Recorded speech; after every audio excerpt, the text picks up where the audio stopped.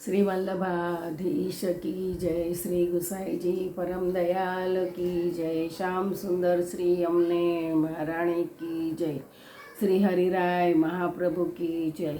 આપણે યુગલ ગીત વિશે રસપાન કરીએ છીએ।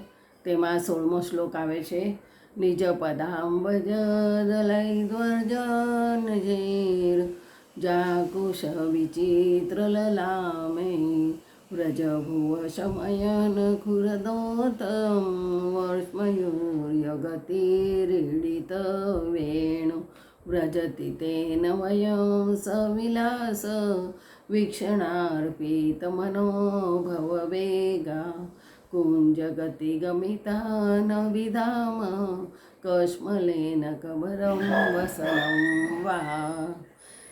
ધ્વજ, વ્રજ, કમળ તથા અંકુશરૂપી વિચિત્ર ચિહ્નવાળા પોતાના પગલારૂપી કમળની પાંખડીઓ વડે વ્રજભૂમિને પશુઓના ખરીઓના દબાણથી થતી પીડા શાંત કરતા અને મોટા શરીરવાળા હાથીના જેવી ગતિ કરતા શ્રી કૃષ્ણ વાંસળીને વગાડતા વગાડતા ચાલે છે। ત્યારે તે નિમિત્તે અને તેમના વિલાસપૂર્વક જોવાથી કામદેવનો વેગ જેઓમાં અર્પિત થયો હોય છે એવી અમે વૃક્ષની ગતિને પામીએ છીએ। વૃક્ષો જેવી જડ અને સ્થિર બની જઈએ અને મોહને લીધે કેશનું કે વસ્ત્રનું પણ અમને ભાન રહેતું નથી। વેણુને વગાડતા ભગવાન ચાલે છે ત્યારે નાદ અમને સ્થાવર બનાવી દે છે। એટલું જ નહીં પણ અમને વસ્ત્રો કેશ સરકી જાય તેનું પણ ભાન રહેતું નથી। આ વેણુનાદ અમારે માટે થાય છે એ ભગવાનની ચેષ્ટાથી અમે અમારા અનુભવથી અમે જાણીએ છીએ।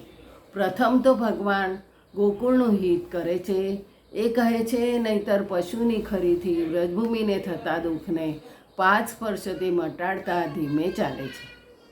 આધ્યાત્મિક ધ્વજા આદિથી નિવૃત્ત થાય છે। તામસ ભૌતિક ધ્વજા આદિથી રાજસ આધ્યાત્મિક વ્રજથી સાત્વિક આધિદેવિક કમળના ચિહ્નથી નિવૃત્ત થાય છે। તે સર્વચરણમાં દેખાય છે। તેના વડે વ્રજભૂમિના દુઃખ જાય છે। વ્રજમાં ભૂમિ ગાયો અને ગોપીઓ એ 3 મુખ્ય ગણાય છે। એમાં ભૂમિના દુઃખ વિલાસયુક્ત ગતિ અને કૃતિથી ગાયના દુઃખ દૂર કર્યા છે। ભગવાનના વેણુનાદથી અમારામાં સ્વભાવતા કામ ઉત્પન્ન થયો। એમાં વિલાસપૂર્વક જોવાથી એ કામ વધ્યો। તેનાથી જડતા થઈ અમે વૃક્ષની જેમ જ્યાં હતા ત્યાં રહી ગયા। એનાથી પણ વિશેષતા એ છે કે વૃક્ષને આંતરજ્ઞાન છે તે પણ અમને તો ન રહ્યું, કેમ કે અમને તો મૂર્છા થઈ। સ્ત્રીઓને અતિ આવશ્યક વસ્ત્ર કેશપાશનું જ્ઞાન જોઈએ તે બંનેનું જ્ઞાન ન રહ્યું। એ વેણુનાદનું કાર્ય થવું। હવે વેણુનાદથી અસર ગોપિકાના પોતાના ઉપર કેવી રીતે થાય છે તેનું વર્ણન આ યુગલ ગીતમાં કર્યું છે। આ વર્ણન કરતી વખતે યશોદાજી જતા રહે છે।